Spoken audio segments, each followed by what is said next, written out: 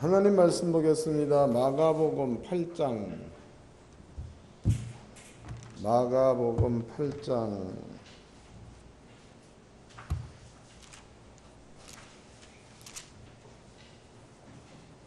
11절로부터 13절까지.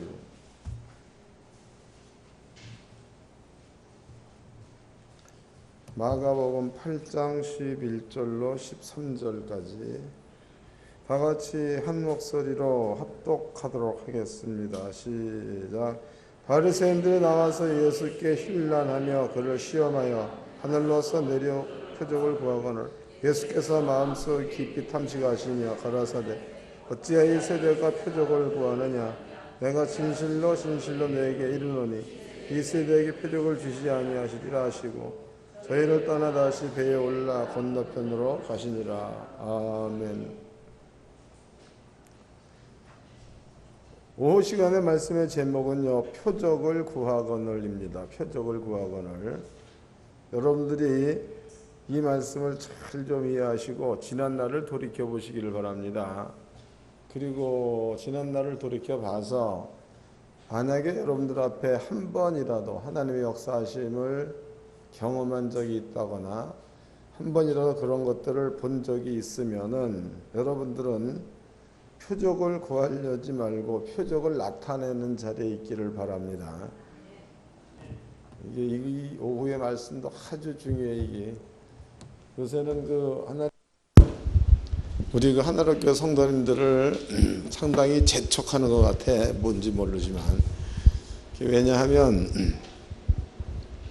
매 시간마다 여러분께 하나님께서 주시는 그 말씀들이 삶 가운데 꼭 필요한 것들만 이렇게 주고 계십니다. 또 이제 그 목사님 무슨 얘기를 그렇게 하십니까? 또 이래 물을 수도 있다고.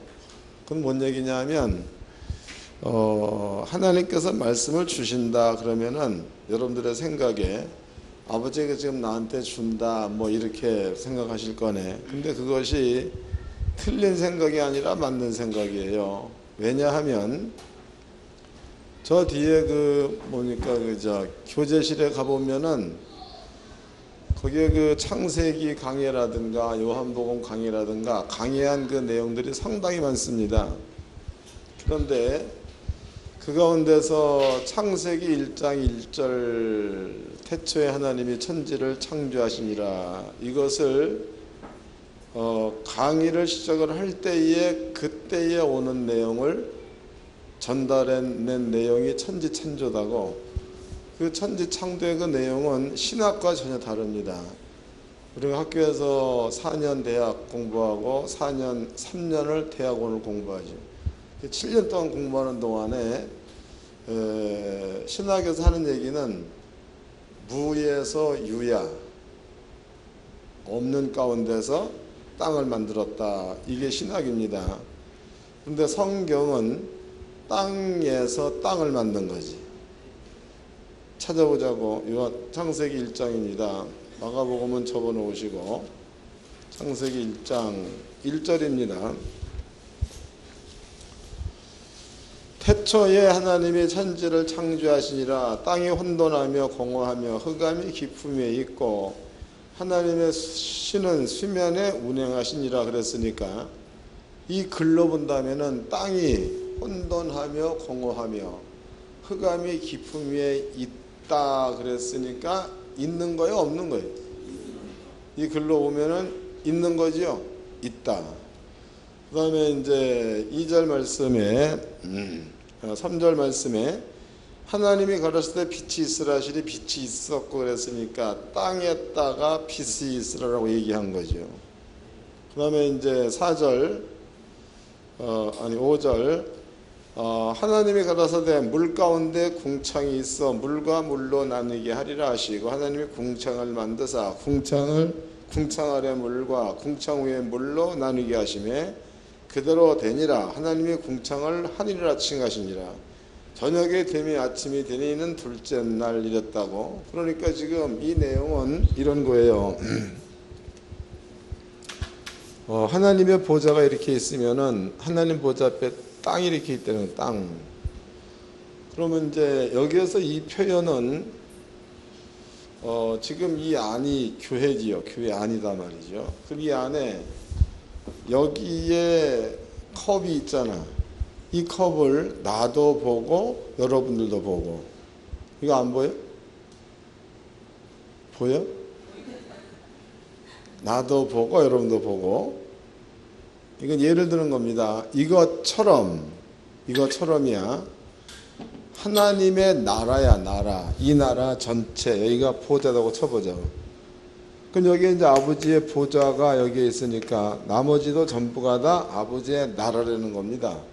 그 나라에서 볼 때에 땅이 공허하고 혼돈하고 흑암이 깊음 위에 있고 하나님의 신은 수면에 운행하시니라 그랬으니까 하나님 나라 가운데에 땅이 있다는 거죠. 이게 그 말이다고. 그 다음에 이제 두 번째 날입니다. 두 번째 날, 땅 속에, 요 땅 안에 궁창을 두었다 그래요. 궁창을 두어서 궁창 위의 물과 궁창 아래 물로 나뉘어라 이랬다고. 그럼 요 궁창을 성경에 하늘이라 칭하시고 그랬죠. 그 다음에 궁창 아래 요거를 땅이라고 칭하셨다고. 하나님의 태초에 천지를 창조하시니라 그랬으니까 여기서 말하는 천지는 처음에 아버지가 얘기하시는 땅 안에 천지가 있는 거죠. 감이 잡히는 거야. 근데 신학은 이런 것들이 없는 상태에서 아버지가 땅을 만들었다 이랬다고. 차이가 다른 거죠. 근데 이것이 성경 말씀을 읽을 때에 오는 거다. 지혜가. 그 다음에 요한복음 1장 1절 같은 경우에는 태초에 말씀이 계시니라. 이 말씀이 하나님과 함께 계셨으니 이 말씀은 하나님이랬단 말이에요. 하나님. 그럼 여기에서 이 은이라는 게 매우 중요하다고. 이 말씀은 곧 하나님이시니 이랬으니까 여기서 은이라는 그 말은요 5 곱하기 5는 25와 같은 뜻이야. 그러니까 이거나 같은 거죠. 이게 말씀은 곧 하나님이랬단 말이에요. 그럼 여러분들이 하나님의 말씀, 성령이 임하면 권능을 받고 이게 하나님의 말씀이죠. 이 말씀이 여러분 속에 믿음으로 되어져 있으면은 여러분 속에 뭐가 있는 거예요? 하나님이 있다. 그런 뜻 아니에요. 요한복음 1장 1절을 강의할 때에 이것을 그때 깨닫게 하신 거예요. 그 외에도 많은 게 있습니다. 그 외에도 가끔 이제 우리가 토요일 날 되면 우리 모여잖아요. 여기서 모여가지고 가위바위보도 하고 막 그러잖아. 안 오는 사람은 가위바위보 절대 못 오는 사람만 가위바위보 한다고. 그럼 이제 그때에 성경을 이렇게 이제 피지요. 성경을 피게 되면은 거기에 그날에 우리한테 주는 말씀이 나와. 근데 저번 주 같은 경우에는 에스겔서 21장을 폈죠. 거기에 의인을 땅에서 없애게 하겠다는 말과 죄인을 땅에서 끌어버리겠다는 말이 나온다고. 근데 그게 에스겔서를 보면 안 맞아. 그게. 왜냐하면 에스겔 성경은 이스라엘 민족이 바벨론으로 포로로 잡혀갔을 때 쓰여진 성경이기 때문에 죄값을 치를 때 쓴 겁니다. 그러므로 그때 쓰여진 글로 본다면은 그때 쓰여진 그 시대적으로 본다면은 의인을 끊는다 안 맞는 말이고 그 다음에 이제 죄인을 끊는다도 안 맞는 말입니다. 근데 그것은 훗날에 예언된 거죠. 훗날에 의인은 없나니 하나도 없도다가 언제? 예수가 세상에 왔을 때에. 또 예수가 세상 죄를 짊어지고 죽을 때 그때가 세상의 모든 죄인을 끊는 때다고. 그때를 말하는 거지. 그럼 이제 그게 폈는데 그 내용을 읽음과 동시에 오는 거다고. 믿어지는겨? 그러니까 여러분들은요, 여기서 제가 하고 있는 말은 하나님께서 주신다는 그 말을 헛되이 듣지 말라고. 그러니까 뭔가 필요하니까 꼭 필요한 얘기를 주는 겁니다. 우리 교인들한테 이게 필요한 얘기니까 오늘 오후에도 이 말씀을 주는 겁니다. 지금 이제 본문의 내용은 이런 겁니다. 이스라엘 땅에 예수님 당시야. 그때 당시에 이스라엘 그 민족 가운데에 유대인들은 이것도 이제 둘로 나누어야 됩니다. 이렇게 이제 나라가 있죠. 그럼 이제 이스라엘이라는 그 나라가 솔로몬 아들 르호보암 시대 반으로 나눠졌다고. 그래서 북쪽을 북이스라엘 왕국, 남쪽을 남쪽 유다 왕국 이렇게 얘기를 합니다. 그런데 이제 이스라엘 민족이 북이스라엘 왕국 여기에는요 이방 여자와 이방 남자와 결혼을 막 해가지고 여기에는 피가 혼합되어 버렸어. 이스라엘 민족이 바벨론의 포로를 마치고 돌아왔을 때지요. 그때에 유다 사람들은 남편이 만약에 이방 사람이다 돌려보내고 부인이 이방 사람이다 집으로 돌려보냈죠. 그래서 유대인과 유대인들끼리 결혼해서 자식을 낳는 그 이제 혈통을 바로 세우는 이 얘기가 느헤미야서 그 이제 북쪽 유다 북이스라엘 왕국은 이 일을 안 했습니다. 여기는 혼합족이에요. 예수님께서도 북이스라엘 왕국 사람들 얘기할 적에 개 취급의 이방인 개다 이 말이. 하나님께서 선별된 그런 민족이 아니라는 겁니다. 그럼 이렇게 돼서 이스라엘 민족이 남과 북이 르호보암 때 갈라졌고 또 이제 혈통을 정리할 때 그때가 느헤미야 때에 정리했고 그다음에 이제 그 일들이 예수 때까지 왔죠. 예수 때까지. 때문에 이때의 유대인들의 자존심은 우리는 순수한 혈통이다 그런 자존심이다. 유대인들 가운데에 여기에서 서기관도 있죠. 바리새인도 있죠. 이 가운데서 사두개인도 있죠. 또 여기에서 이제 율법서도 있는 겁니다. 지금 여기에 기록되어 있는 내용들은 바리새인 그랬단 말이죠. 이 바리새인들은 율법의 도 같은 자, 율법을 아는 자.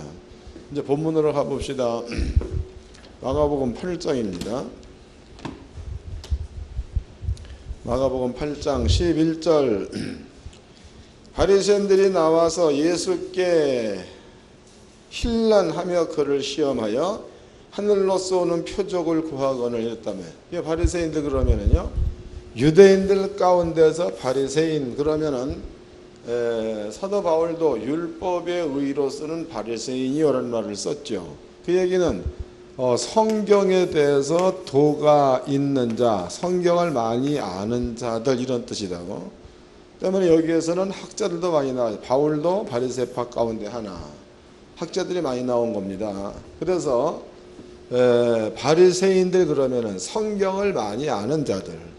또 바리새인들 그러면 상당히 유대인들 가운데 정통적인 자들 이러한 자들을 이제 바리새인이라고 볼 수 있는 겁니다. 그런데 바리새인들이 예수를 힐난하여 예수께 얘기하기를 하늘로부터 내려오는 표적을 우리한테 보여달라 이랬단 말이죠.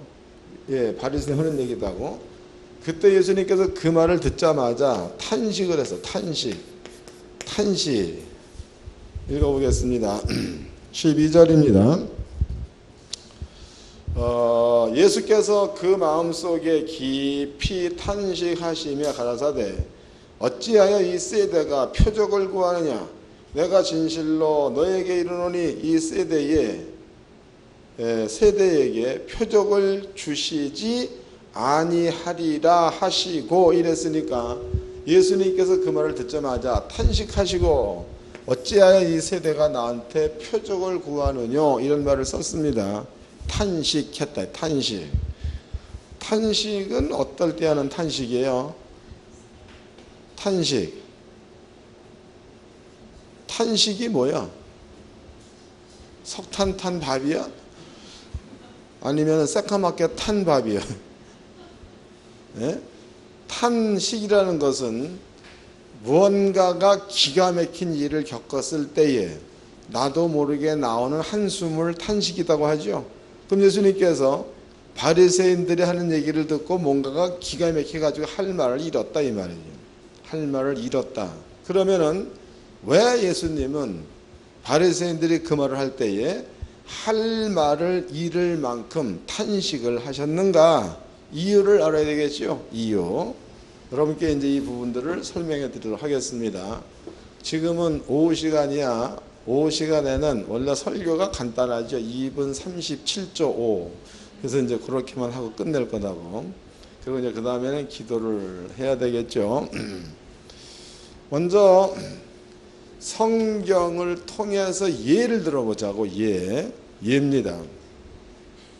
구약 성경에서 다윗이라는 자가 있습니다.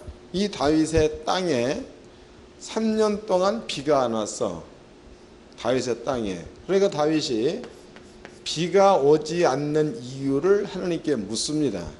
그 아버지 대답이 다윗 윗대의 왕이 사울 왕이죠. 사울 왕. 이 사울 왕이 기브온 사람들을 죽여서 비가 안 온다 이랬다고. 이 말은 무슨 얘기냐면 기브온 사람 원래 이방 사람들이죠. 그러니까 이스라엘 민족이 애굽에서 나와서 가나안 땅에 들어가서 가나안 땅을 점령할 때입니다. 그때에 기브온 사람들이 여호수아를 속였죠. 멀리서 온 것처럼 그렇게 꾸며가지고 자기네들과 동맹을 맺도록 그렇게 이제 꾸몄습니다. 여호수아가 쏘은 거죠. 여호수아가 맹세하기를 내가 여호와의 이름으로 맹세하기를 기브온 사람과 우리는 계속 한 형제처럼 지낼 거다라고 맹세했다고. 전쟁이 끝났습니다. 끝나고 난 그 다음에 여호수아가 기브온 사람들이 지네들을 속인 걸 알았죠. 여호수아가 저주했어. 저주. 그 저주의 내용이 하나님의 전에서 물 기르며 나무 패는 자가 되어라 라고 저주해 버렸다고.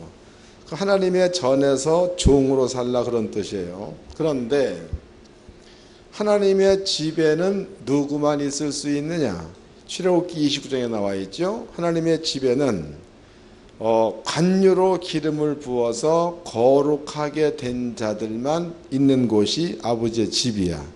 그래서 성경에 부삽 그러면은 재를 옮기는 삽, 똥을 옮기는 삽, 이것을 부삽이라고 말하죠. 그 삽에도 관유를 부어버리면은 거룩하게 구별되어져서 지성물과 같다. 아론의 자식들에게도 관유를 부어가지고 거룩한 지사장으로 임명을 했다. 그럼 그 안에서 잔심부름하는 자들도 거룩하게 되지 않으면 성전 안에서 일을 할 수가 없는 겁니다.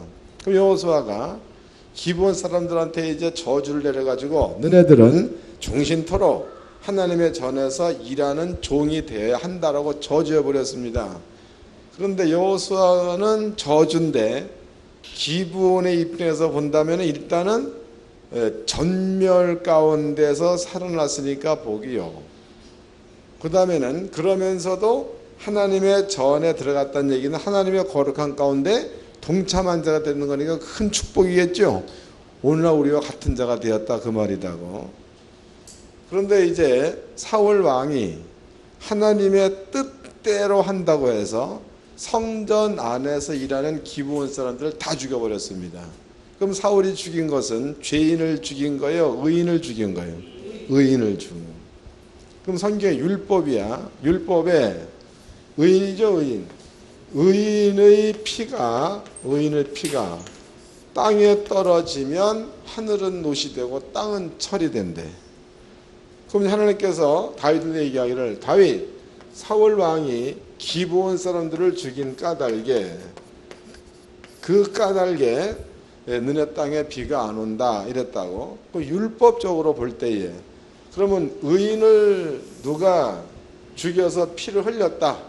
그러면 땅을 저주해서 풀어가지고 땅에 비를 내리게 하려면 의인을 죽인 자를 잡아서 그 사람의 피를 땅에다가 쏟아버리면 비가 온다라는 게 율법이다고. 그러니까 다윗이 사울의 집안 사람 7명이죠. 7명을 잡아가지고 달아버려서 죽였다 이 말이에요. 그 뒤에 비가 왔다고. 비가 똑같은 얘기예요. 엘리야 때야. 엘리야 때에 왕의 이름이 아합 왕이죠. 엘리야 때에. 또 아하방의 마누라 이름이 이세벨이죠. 이세벨이라는 여자는 바알과 아세라를 숭배하는 여자입니다. 근데 이 여자가 여호와의 선지자들을 멸할세, 이 말은 사거리 죽였다 이 말이다. 그래서 이제 그러면 이세벨이라는 여자가 여호와의 선지자를, 의인이죠, 의인의 피가 땅에 쏟아지게 만들었다고, 이세벨이.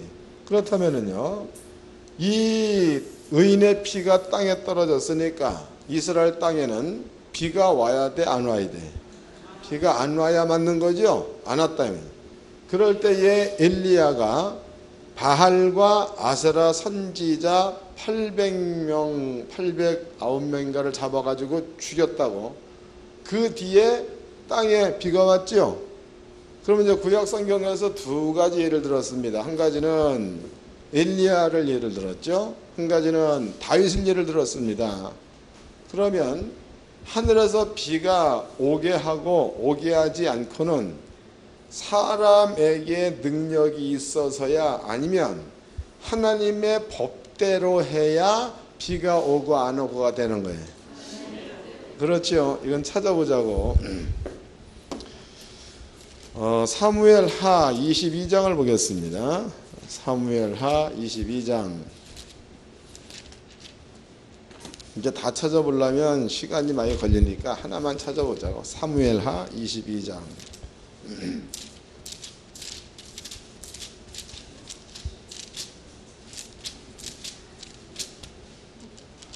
21장이네. 1절서부터 읽겠습니다. 21장 1절. 다윗의 시대의 연분년 3년 기근이 있으므로 다윗이 여호와 앞에 간구하며 여호와께서 가라사대 이는 사울과 피를 흘린 그 집의 이남이니 저가 기브온 사람을 죽였음이니라 하시니라. 기브온 사람을 죽였기 때문에 비가 안 온다, 이 뜻이죠. 그 밑에 이제 7절입니다. 그러나 다윗과 사울의 아들 요나단이 사이에 서로 여호와를 가리켜 맹세한 것이 있으므로 왕이 사울의 손자 요나단의 아들 무비보셋을 아끼고 이에 아의 딸 리스바에서 난 자 곧 사울의 두 아들 알모니와 무비보셋과 사울의 딸 메레벡에서 난 자 곧 무홀라 사람 바실레 아들 아드리엘의 5 아들을 잡고 저희가 기브온 사람의 손에 붙이니 기브온 사람이 저희를 산 위에서 여호와 앞에 목매어 달매 저희 7 사람이 함께 죽으니 죽은 때는 곡식 빼는 처음 날 곧 보리배기 시작하는 때더라 이랬죠. 10절. 아의 딸 리스바가 굵은 배를 가져다가 자기를 위하여 반석 위에 펴고 곡식 빼기 시작할 때부터 하늘에서 비가 시체에 쏟아지기까지 그 시체를 낮에는 공중에 새가 앉지 못하게 하고 밤에는 들짐승이 범하지 못하게 한지라 했으니까 비가 땅에 왔다는 뜻이 되는 거겠죠. 그럼 여기에서 역시 다윗은 하나님께서 정해 놓으신 율법대로 했더니 비가 왔다, 이 뜻이다고. 그런데 사람의 능력으로는 기도한다고 비가 오고 안 오고가 아니야. 하나님의 법대로라면 비가 오기도 하고 멈출 수도 있다는 거죠. 그럼 이제 다윗 시대의 연분년 3년 동안 비가 안 오다가 다윗이 이런 율법의 욕구를 충족시켜주고 나니까 하늘에서 비가 와버렸어. 그건 다윗과 이스라엘 민족 전체는 하늘에서 비가 올 때에 하나님이 하신 일을 본 거죠. 표적을 본 거다. 표적. 이해된 거예요? 표적을 보았다. 이걸 기억해 놓으세요. 신명기 28장이에요. 28장 1절서부터 14절까지는 하나님의 법에 순종하면 들어가도 복, 나가도 복, 떡반죽 그릇이 복을 받고, 더 중요한 게 대적이 한 길로 치러왔다가 7 길로 도망가는 꼴을 너희가 볼 거다 이랬다고. 우리는 약할지라도 아버지 말씀에 순종을 잘하면 대적이 쳐들어왔다가 도망간다는 거죠. 그러면 이제 계산이야. 계산으로 이들과 싸우면 내가 진다야. 그런데 하나님께서 그네들로 패에게 소리 앞에 도망가게 만들어 버린다면 그게 또 표적이 되는 거겠죠. 요 사건은 있었어 없었어? 여호사밧 때 있었잖아. 여호사밧 때에 모압과 암몬과 세일 잔거민이 쳐들어왔다가 여호사밧은 노래만 불렀죠. 그랬더니 아버지가 천사 보내가지고 세 나라를 전멸시켜 버렸죠. 또 이 사건은 기드온 때도 있었죠. 기드온이 누군지 알아? 기브온하고 기드온 달라. 기드온이 있다고. 기드온이 300명의 용사를 데려가서 몇 명을 미디안 바닷가에 모래처럼 많은 미디안의 군대들을 몽땅 전멸시킨 사건도 있었죠. 그래 이런 것들을 표적에도 합니다. 그러면 구약 성경의 이 내용이 너무나 많아. 창세기서부터 이러한 내용이 말라기서까지 엄청나게 많습니다. 그러면 여기서 얘기해드린 유대인들이야. 이 유대인들은 하나님의 말씀을 아는 자요. 또 하나님의 뜻을 잘 아는 자야. 그럼 이러한 자들은 하나님 말씀을 아는 자요. 그 말씀에 순종하는 자리에 있으면 이 사람들은 날마다 표적을 보았던 자요. 못 보았던 자야. 이해된 거예요? 구약 성경에 많이 나와 있잖아. 표적을 본 자들 그들의 후손이다고. 그런데 이 바리새인들이 예수께 주여 하늘로부터 오는 표적을 보여주소서, 그 말은 구약 성경 전체에 하나님이 보여주신 표적을 하나도 안 믿었다 이 뜻이지. 설명된 거예요? 예, 이제 다시 읽어보자고. 마가복음 8장입니다. 마가복음 8장 11절 읽겠습니다. 8장 11절. 바리새인들이 나와 예수께 힐난하며 그를 시험하여 하늘로서 오는 표적을 구하거늘 예수께서 마음속에 깊이 탄식하시며, 그 예수가 왜 탄식하셨는가 이제는 이유를 아시겠죠?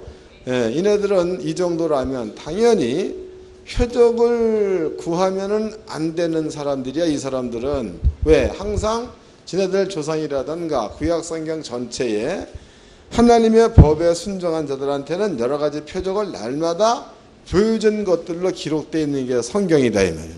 그러니까 엘리야가 그랬죠. 엘리사가 그랬지. 또 이제 사무엘이 그랬죠. 하여튼 뭐 많지 않습니까? 모세가 그랬고 아브라함이 그랬고 야곱이 그랬고 뭐 많잖아. 그런데 그러한 역사와 그 모든 성경을 알고 있는 자들이 하나님의 법의 중심으로 순종하는 자리에 사는 자들이라면 그네들은 날마다 표적 가운데 살아야 맞아. 그리고 표적이란 말을 쓸 수 없는 입장이야. 그럼 예수께서 그 말을 들었습니다. 들었을 때에 예수의 생각에는 이놈들이 예수님 아브라함 전부터 있다 그랬으니까 이놈들이 그네들의 역사가 성경이니까 그 안에 모든 것들을 너무나 잘 아는 이러한 사람들이라면은 아마도 표적 같은 얘기는 그 뭐 필요 없는 거니까 얘기 안 하겠지. 이게 예수 생각이야. 근데 예수를 향해서 예수님 하늘로부터 내려오는 표적을 보여달라라는 말은 구약 성경에 지네들이 알고 있는 전체적인 내용을 믿었다는 뜻이야, 안 믿었다는 뜻이야? 이해되는 거예요? 안 믿었다 그런 뜻이야. 그리고 또 모세가 지팡이로 바위를 쳤더니 물이 나왔다는 자체도 아는데 안 믿었다. 또 모세가 홍해를 갈랐습니다. 그걸 아는데 안 믿었다고. 그러니까는 그네들의 눈에는 예수님 하늘로부터 내리는 표적을 보여달라 그 얘기는 그때 있었던 모든 일 혹은 지네들이 말씀을 믿고 순종하면 표적이 나타나는 삶이 되어져야 맞는 거죠. 그런 것들에 대한 신뢰, 믿음 이런 것들이 하나도 없으니까 예수를 향하여 주여 표적을 보여주옵소서 그런 거다고. 예수의 관점이야. 예수가 보시기에는 유대인들이다. 그 가운데서 바리새인들이다. 그러면은 당연히 표적 속에 살아야 될 건데 그런데 자기한테 주여 표적을 보여주소서라고 얘기하니까 예수의 판단에는 기가 막히겠어, 안 막히겠어? 탄식한 이유를 아시겠죠? 이제 물어보자고. 10년 예수 믿은 손 들어봐. 20년 예수 믿은 사람 손 들어봐. 30년 예수 믿은 손 들어봐. 40년 손 들어보세요. 그럼 5년 손 들어봐. 3년 손 들어봐. 2년 손 들어봐. 아니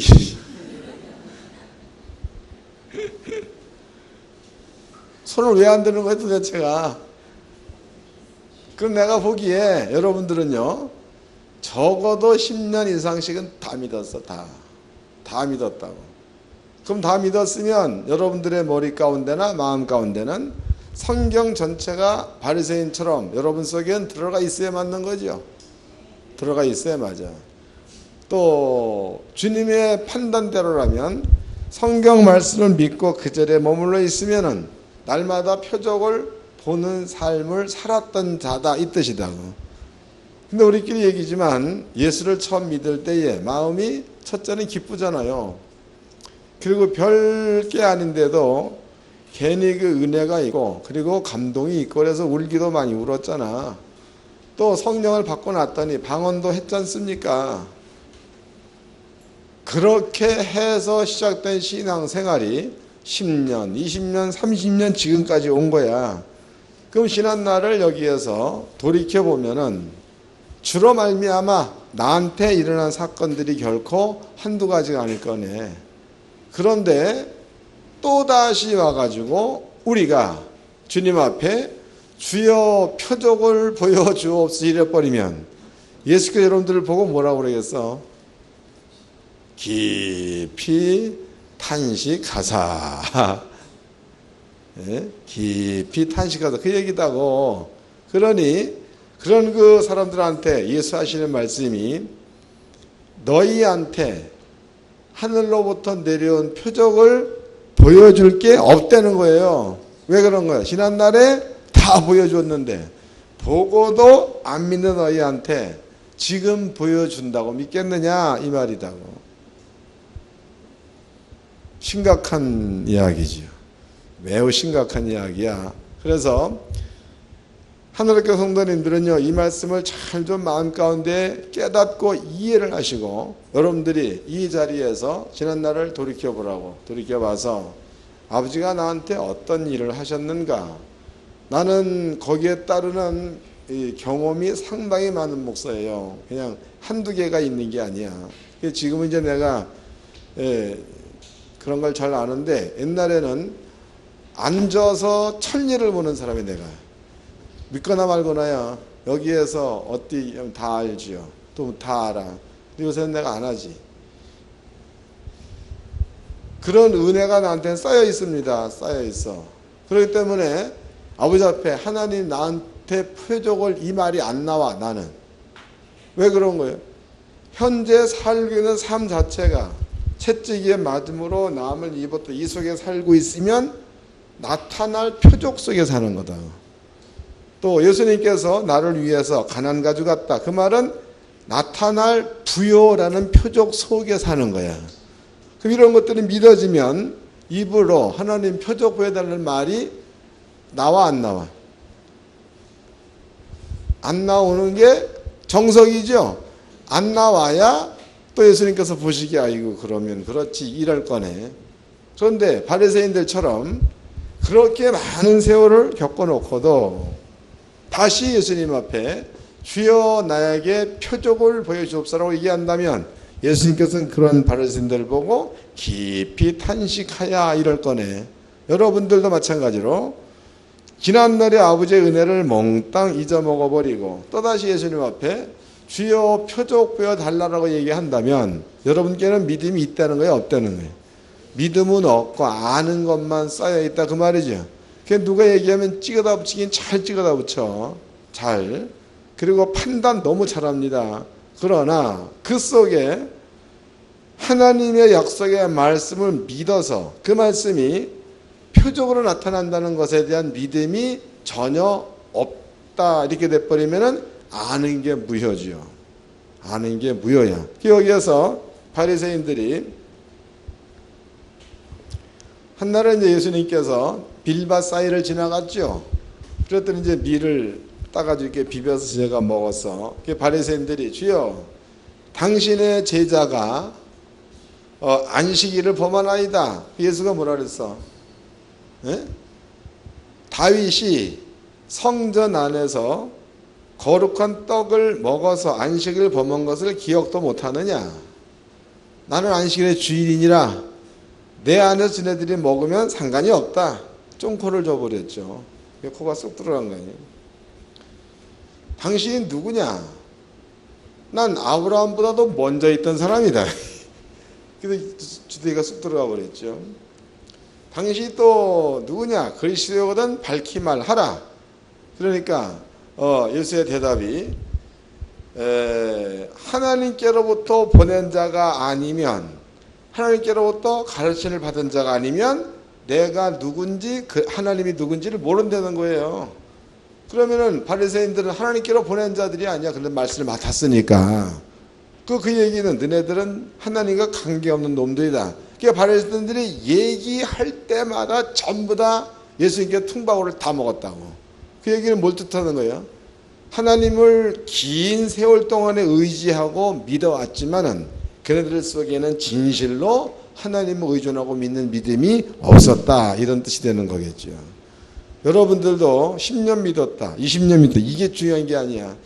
나는 모태신앙이다. 이것도 중요한 게 아니야. 모태신앙이면 잘났어 뭐.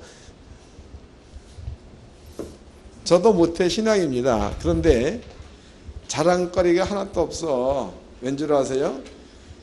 모태신앙으로 어머니 때부터 교회를 잘 따라다녔는데 교회 가는 것은 하나의 위로일 뿐이지 하나님이 나와 함께 한다는 것에 대한 역사와 함께 가는 게 아니었더라고. 보니까 신앙을 살펴보았더니 그게 모태신앙 자랑하지 말아요. 오래 믿었다 자랑하지 마라.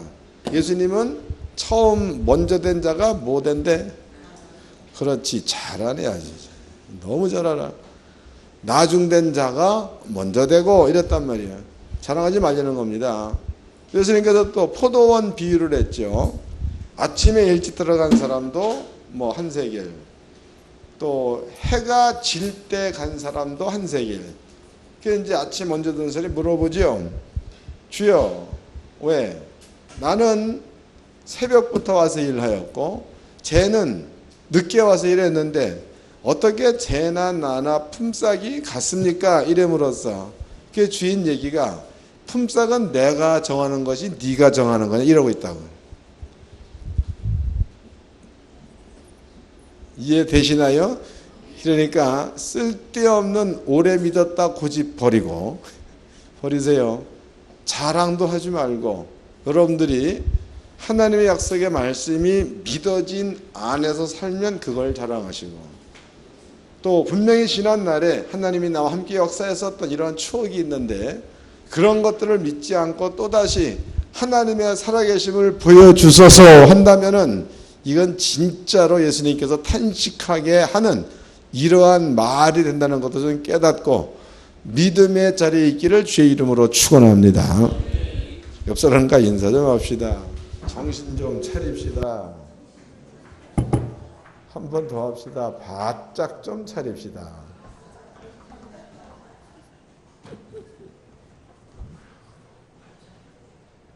지금 오늘 오후 강의 내용도 하나님이 주신 거지. 지금 여러분들 앞에. 그러니까 여러분들이 이러한 자리에 있으면은 변해야 되겠죠. 그리고 지난 날을 돌이켜 보세요. 노래도 있잖아. 그 노래 잊어먹었네. 지난 날에 했던 모든 것들을 한번 돌아보라는 노래가 있잖아. 복음성가가. 그래서 하나님의 성도님들은요, 하나님의 은혜 속에 살아야 돼. 은혜 속에서. 아파도 은혜 속에, 안 아파도 은혜 속에, 힘들어도 은혜 속에, 안 힘들어도 은혜 속에. 이렇게 주님의 은혜로 살기를 주님의 이름으로 축원합니다.